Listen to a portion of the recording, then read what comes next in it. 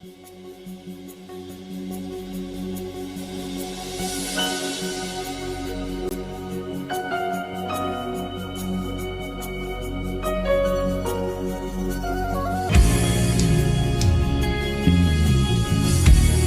présence en moi devient réelle, que ta présence en moi devient palpable. Je veux une autre dimension de toi. Que ta présence en moi devienne réelle, que ta présence en moi devienne palpable. Je veux une autre dimension de toi. Bonsoir à tous. Alors ce soir, nous sommes là encore pour notre émission, La femme championne, une femme remarquable. Alors la femme, elle est championne, elle est remarquable dans chaque aspect de sa vie. Depuis sa façon de se donner au Seigneur, jusqu'à sa manière de choisir un conjoint, jusqu'à la qualité de son foyer, elle doit être remarquable. Parce que c'est une femme championne. Et également l'homme qui a donné sa vie à Jésus est un champion. Il doit aussi se démarquer. C'est pourquoi ce soir, nous voulons continuer l'enseignement que nous avons commencé sur le choix du conjoint. La semaine passée, nous avons commencé l'enseignement sur le choix du conjoint et nous avons vu quelques aspects. Donc, nous avons commencé par voir le premier point qui était se laisser guider par le Seigneur dans le choix du conjoint. Le deuxième point que nous avons vu, c'était que la personne que nous voulons épouser doit être sauvée. Nous devons nous rassurer que c'est une personne sauvée, née de nouveau. Le troisième point, c'était que malgré le fait que cette personne est sauvée, née de nouveau, nous devons toujours nous rassurer que cette personne craint Dieu, qu'elle aime le Seigneur, qu'elle veut servir le Seigneur et qu'elle partage la même vision que vous. Voici les 3 points que nous avions vus la semaine passée, à notre émission la semaine passée. Aujourd'hui, nous voulons continuer toujours avec le choix du conjoint. Le choix du conjoint, nous avons compris que le mariage et la famille étaient une institution de Dieu. C'est Dieu qui a institué le mariage, c'est Dieu qui a institué la famille. C'est pourquoi nous devons commencer avec Dieu dans tout ce que nous faisons et nous devons terminer avec le Seigneur. Alors, Proverbe 18, 22 nous dit, celui qui trouve une femme trouve le bonheur. Donc, quand vous trouvez une femme, vous allez trouver le bonheur. C'est quoi le bonheur? Le bonheur, c'est la satisfaction totale, complète dans tous les aspects de votre vie et de façon durable. Vous êtes satisfait, vous êtes comblé dans tous les aspects de votre vie et de façon durable. Et on nous fait comprendre, la parole de Dieu nous fait comprendre que la personne qui a trouvé la femme a trouvé le bonheur. Donc, la femme vient pour combler la vie de l'homme. Elle comble la vie de l'homme, elle garantit son équilibre à tous les niveaux. À tous les niveaux de la vie de l'homme, donc elle garantit l'équilibre, elle prend soin de lui et elle aide même cette personne, elle aide à améliorer sa façon de voir et d'apprécier les choses. Donc la femme, quand elle vient dans la vie de quelqu'un, la femme vraiment elle apporte la bénédiction, elle comble la vie de cette personne. Mais la femme ne vit pas seule, nous avons compris que la famille, le mariage vient de Dieu. La femme ne vit pas seule, la femme vit avec l'homme dans le foyer. Alors nous comprenons ce soir que l'homme est le chef. L'homme est le chef de la famille que Dieu a établie. Donc l'homme apporte à sa famille la couverture. La famille a besoin de la couverture de l'homme. La famille a besoin de son amour, de ses soins, de son attention. La famille a besoin de sa force.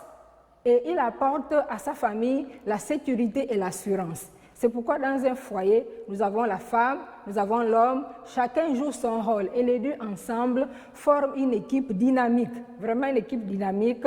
Et ils créent un paradis sur la terre, si on peut le dire ainsi. Ils créent un paradis sur la terre, donc un espace enviable. Surtout lorsque cet espace baigne dans la présence et la grâce de Dieu. C'est formidable le mariage. Vraiment formidable. C'est pourquoi Dieu ne se trompe pas quand il dit « celui qui trouve la femme trouve le bonheur ». C'est une grâce qu'il obtient de l'Éternel. Et la Bible dit encore qu'une femme intelligente est un don de Dieu. Surtout lorsque vous avez affaire encore à une femme intelligente. Mais de façon générale, si vous trouvez la femme, vous avez trouvé le bonheur. Elle vient pour tout changer dans votre maison. Elle vient pour tout changer dans votre vie. Vous ne serez plus la même personne. L'homme également, quand il vient, il change tout dans la vie de la femme. Parce qu'il comble aussi la vie de la femme. Par sa présence, par tout ce qu'il fera. Alors, nous comprenons aussi que lorsque l'homme et la femme forment une équipe dynamique, ils vont arriver souvent à analyser les problèmes de façon plus approfondie, ce qui va permettre, ce qui va améliorer la prise de décision. Donc, c'est vraiment formidable d'être ensemble. C'est formidable d'être ensemble.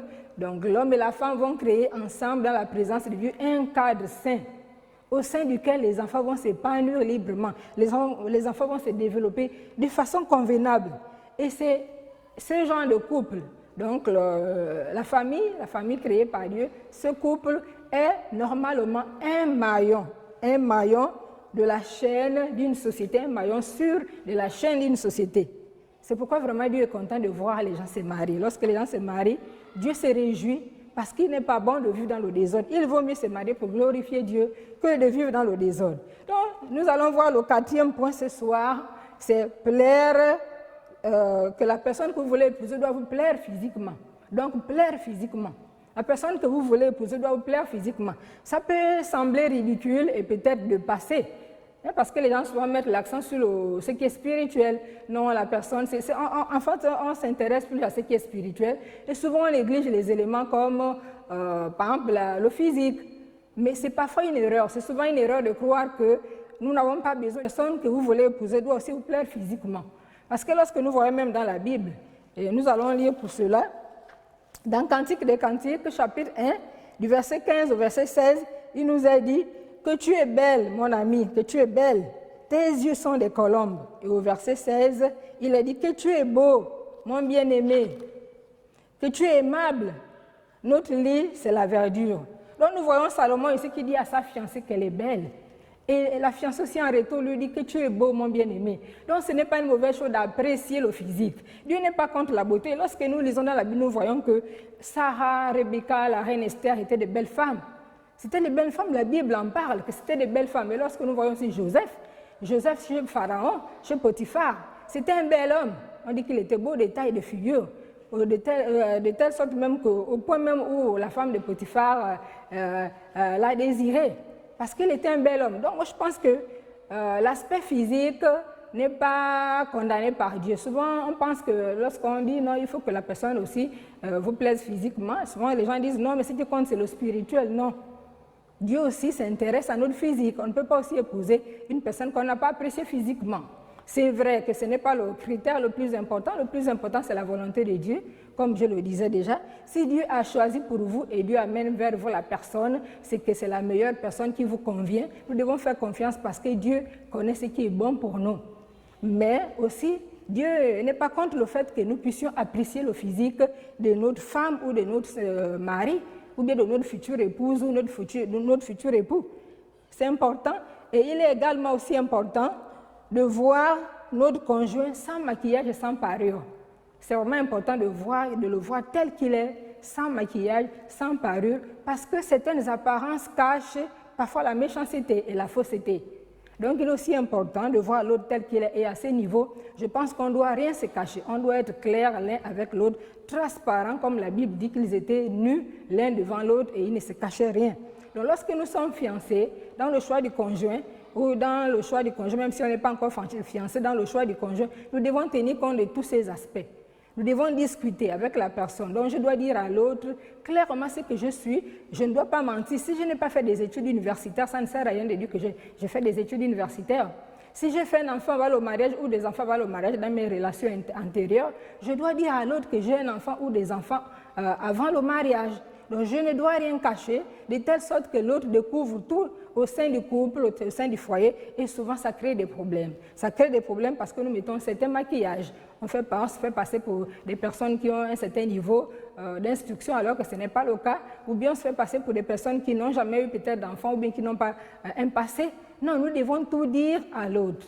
Ce que j'étais hier, si j'ai eu des enfants, mon niveau intellectuel, nous devons tout dire, nous ne devons rien cacher aux autres. Il est vraiment important. Et pour cela, nous voyons dans Luc 11, verset 39, il est dit, « Mais le Seigneur lui dit, vous pharisiens, vous nettoyez le dehors de la coupe et du plat, et à l'intérieur vous êtes pleins de rapines et de méchanceté. » Nous n'avons pas besoin de paraître beaux, propres de l'extérieur, alors qu'à l'intérieur, nous sommes un tombeau, nous sommes pleins de rapines, comme dit la Bible, nous sommes pleins de méchanceté. Mais nous devons nous exposer tels que nous sommes à l'autre, que l'autre sache qui je suis et qu'il s'engage en connaissance des causes, qu'il s'engage sachant avec qui il s'engage et pourquoi il s'engage. Nous n'avons pas besoin de cacher certaines choses. Et souvent, quand on parle aussi de l'apparence physique, nous devons aussi comprendre que Dieu s'intéresse aussi à notre apparence physique.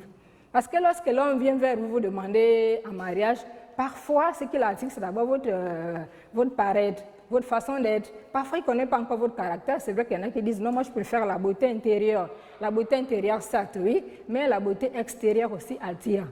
Et souvent, les chrétiens, lorsqu'on devient chrétien, et surtout lorsqu'on s'est déjà marié, avant le mariage, souvent on s'entretient, on se fait belle, vous allez vous rendre compte que pendant les fiançailles, l'homme et la femme s'attirent.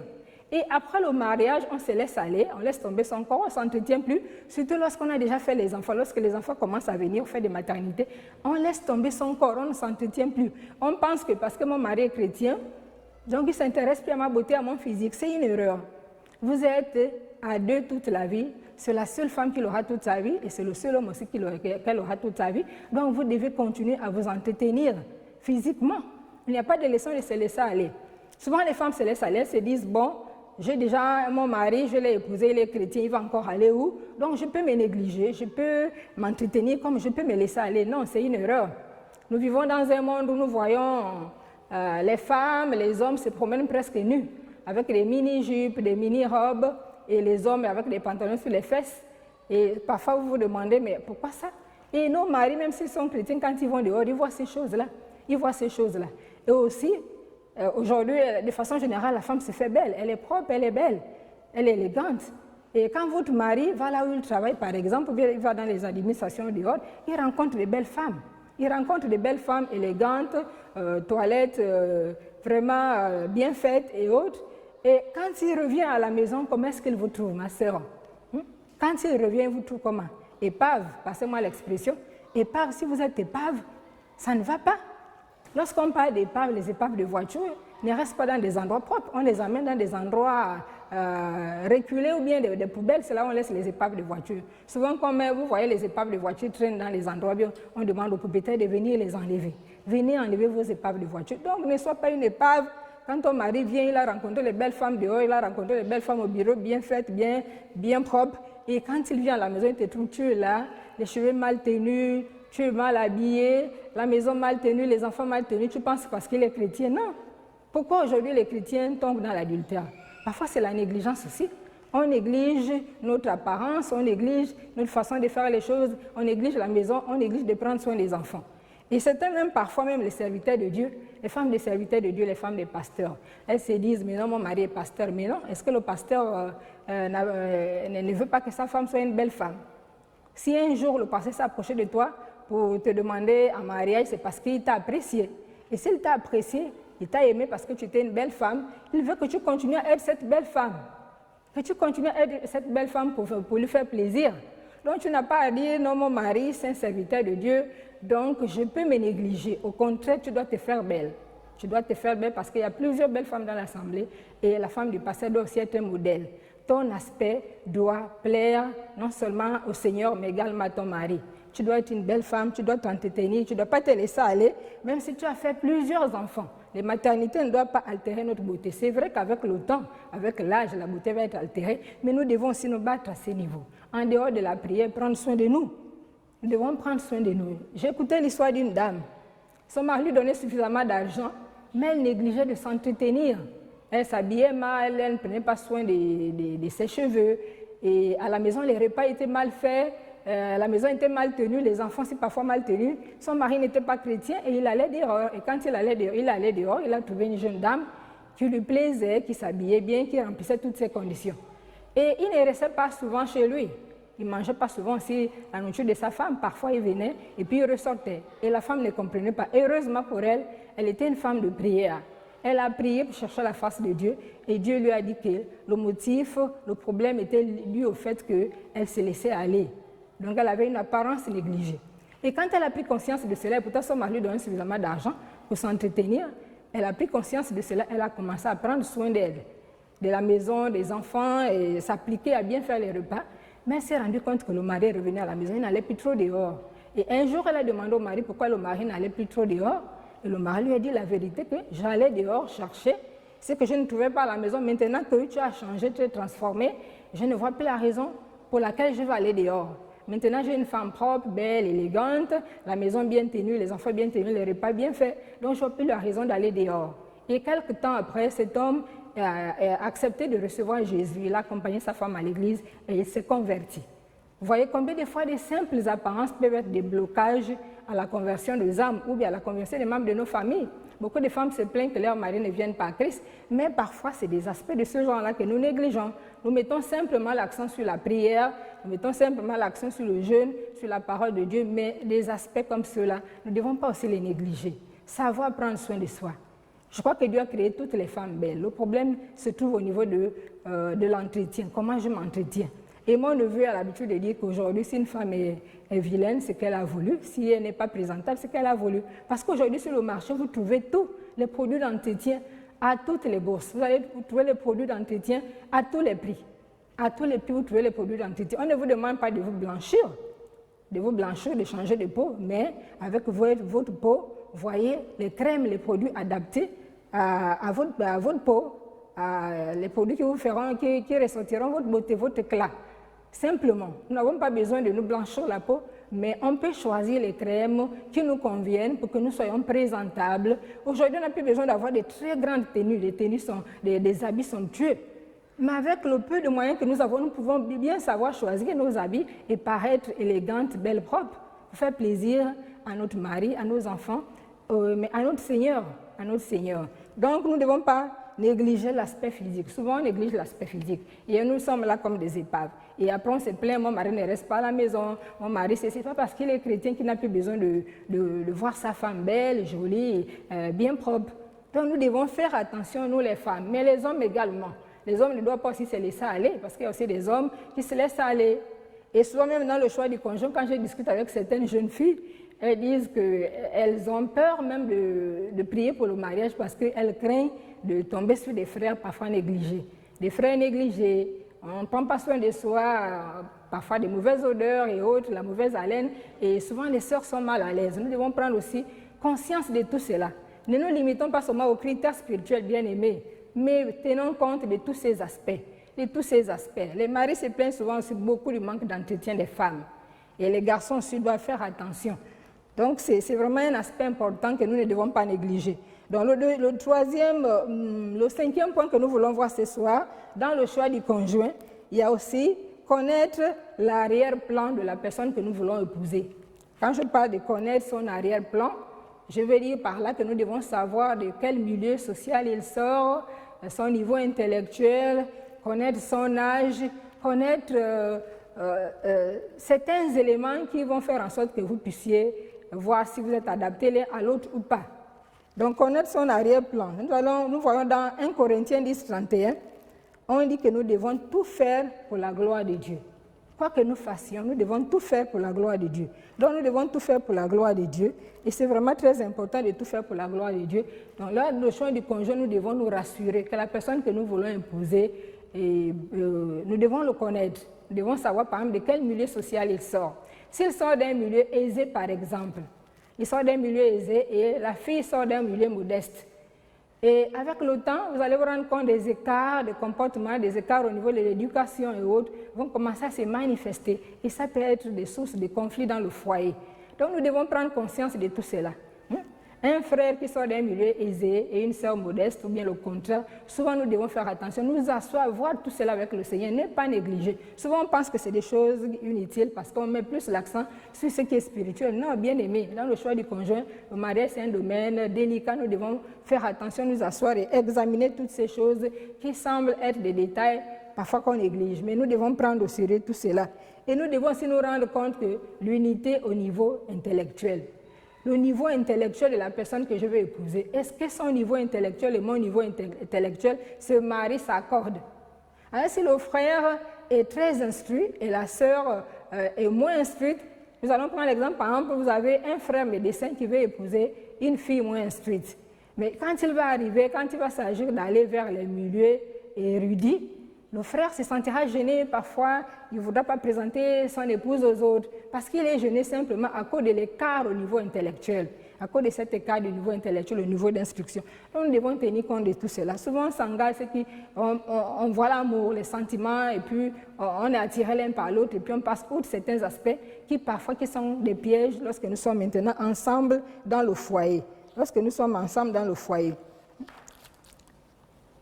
Donc, toutes ces choses sont importantes. Nous devons prendre la peine de s'asseoir, de s'asseoir et de voir tout cela, le milieu intellectuel de la personne et le niveau intellectuel de la personne, le milieu social, mais également aussi la maturité de la personne.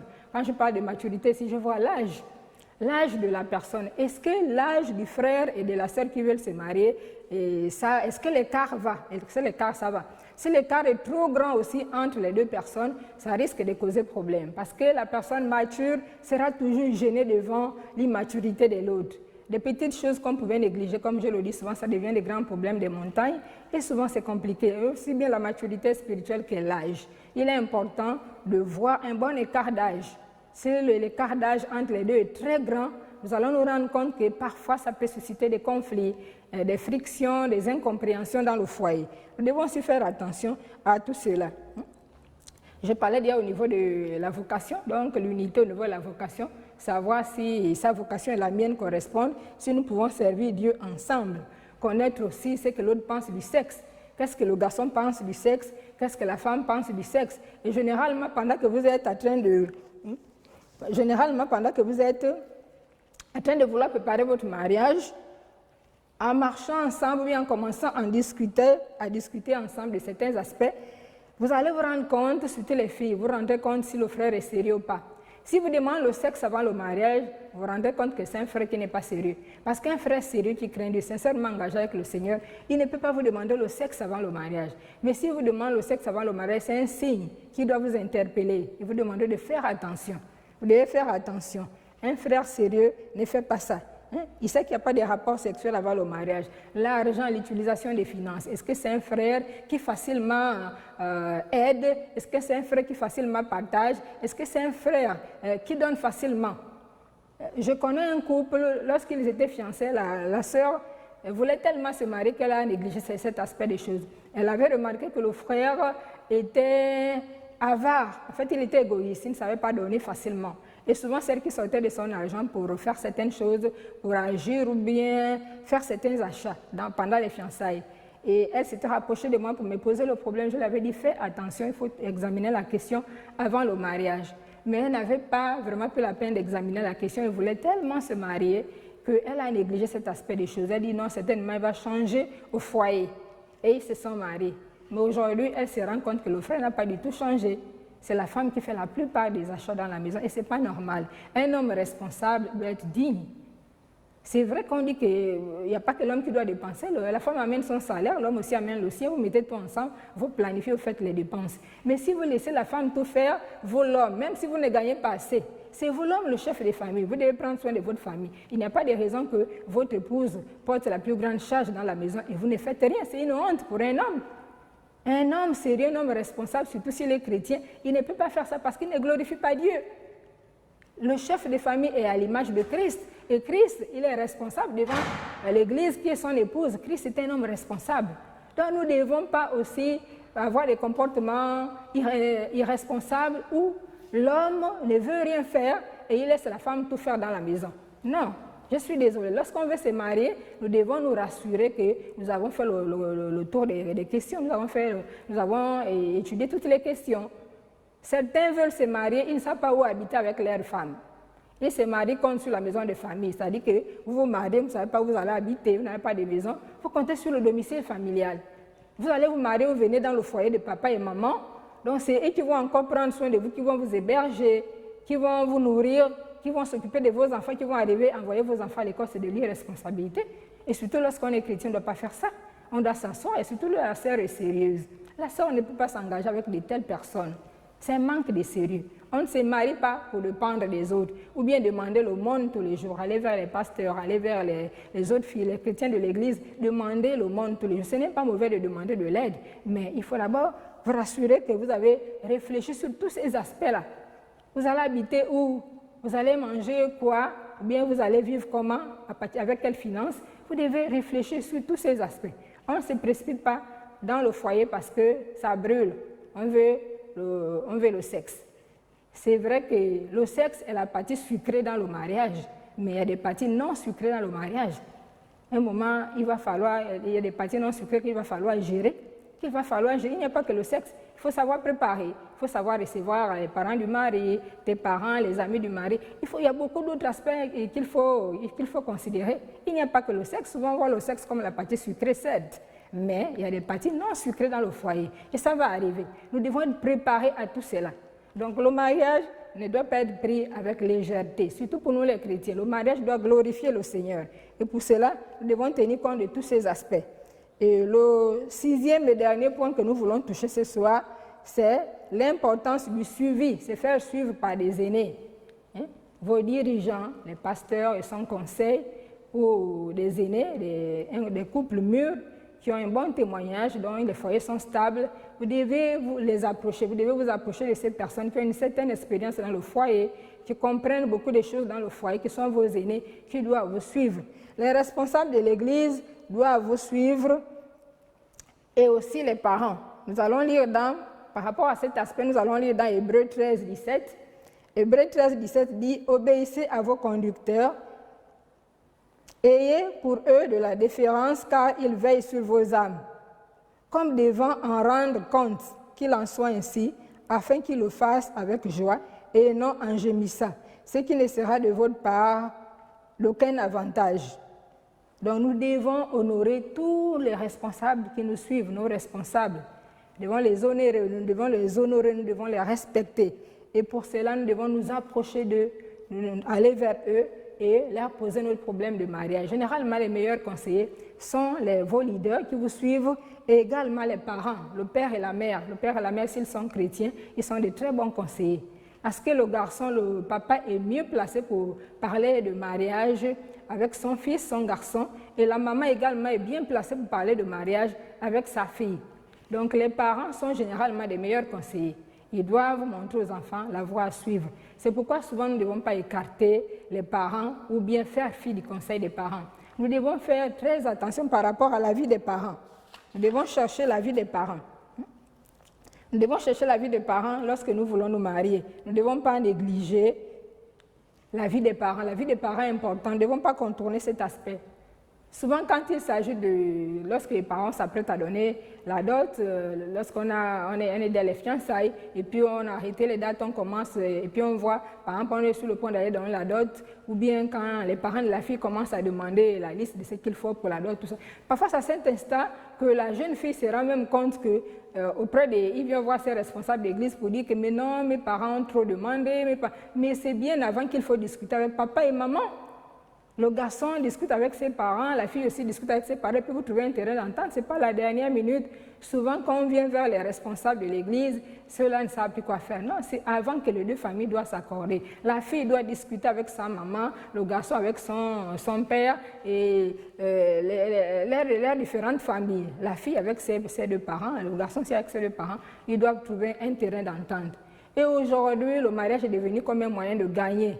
Le mariage ne se fait plus de telle sorte que les enfants puissent s'unir et que le nom de Dieu soit glorifié. Même dans l'église, le mariage est devenu comme un moyen de gagner. On demande des sommes exorbitantes, la dot.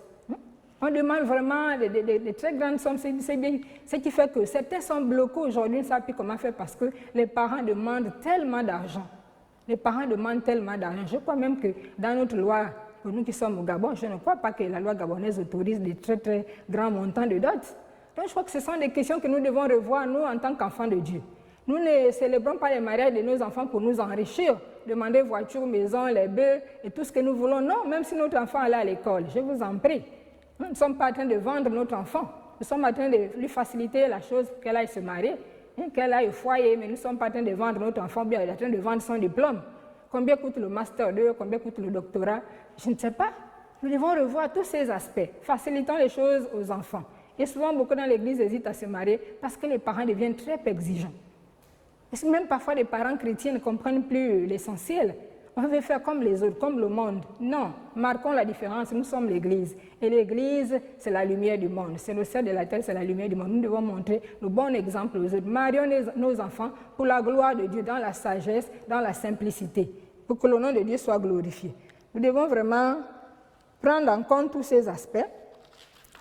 Ce soir, nous avons parlé du choix du conjoint. Nous avons commencé depuis la semaine dernière à parler du choix du conjoint. Nous voyons que le choix du conjoint, c'est un domaine vraiment très important à ne pas prendre avec légèreté et nous devons collaborer avec le Seigneur.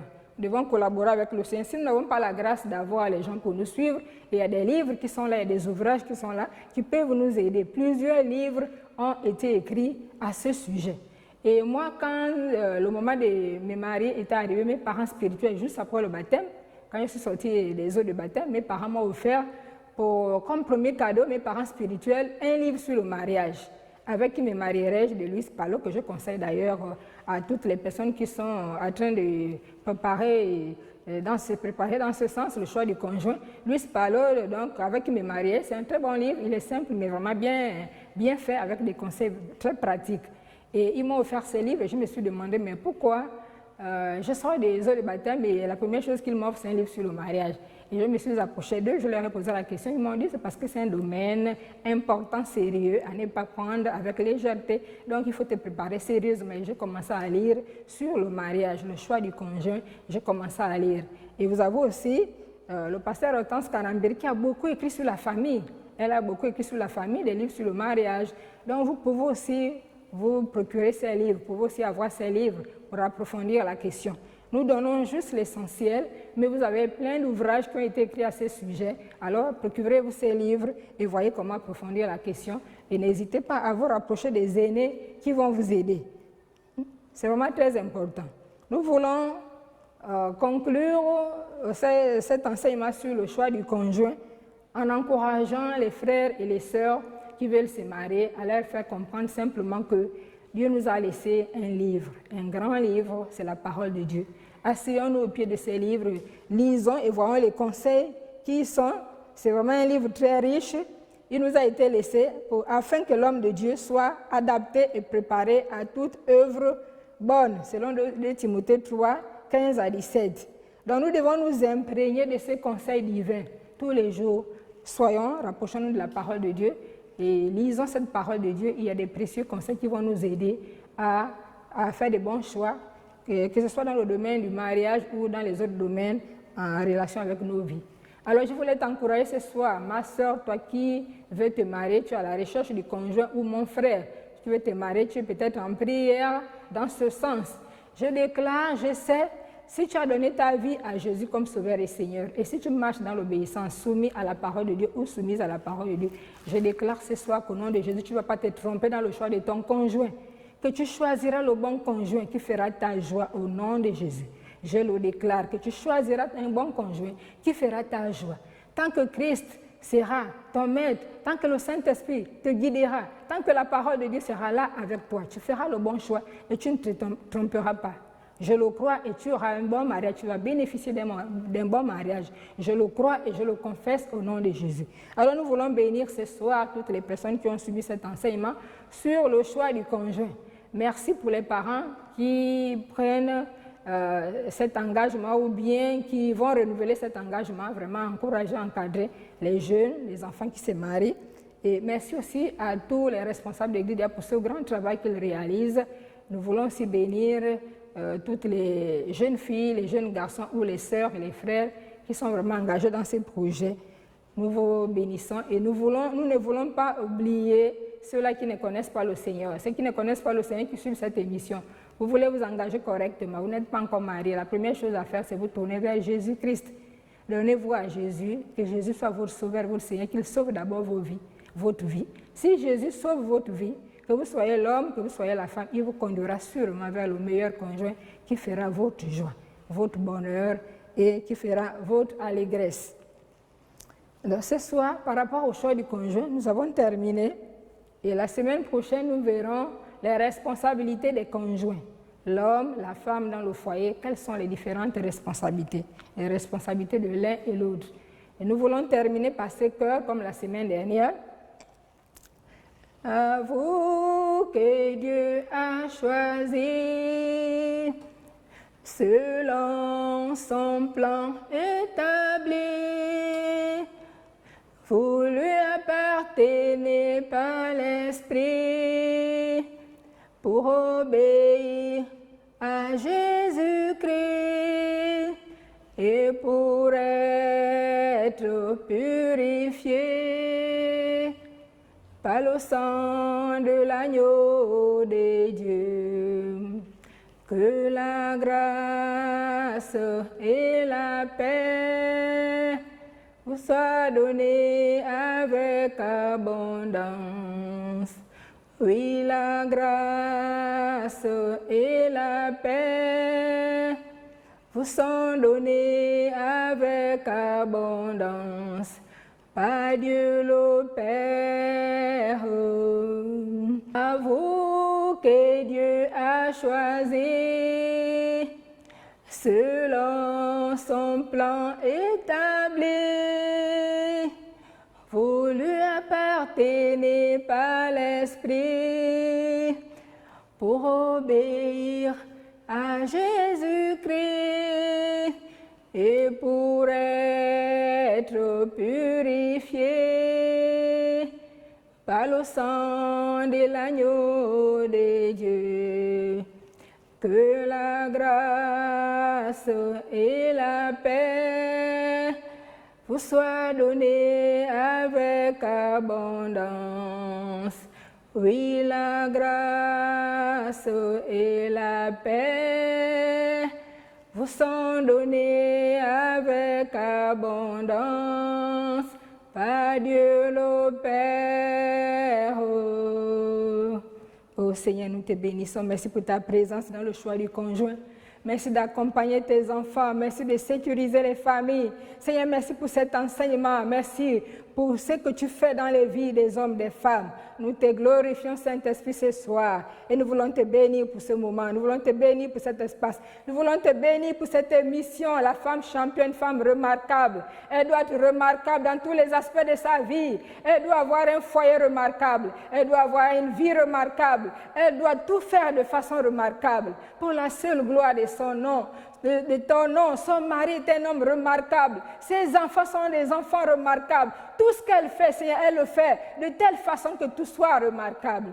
Oh, pour la seule gloire de ton nom. Nous te bénissons, Saint-Esprit, pour cette émission. La femme championne, une femme remarquable, une femme qui impacte, une femme qui influence.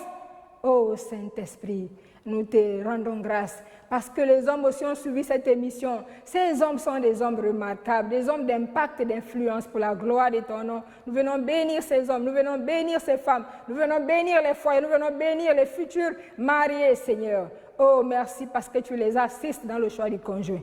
Que l'honneur et la gloire te reviennent ce soir. Oh, Seigneur, encore merci, Seigneur.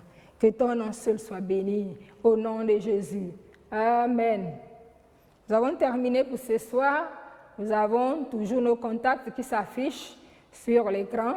Vous les prenez et contactez-nous. Nous nous retrouvons la semaine prochaine à la même heure, vendredi 16h, 17h, pour une autre émission, toujours sur le foyer.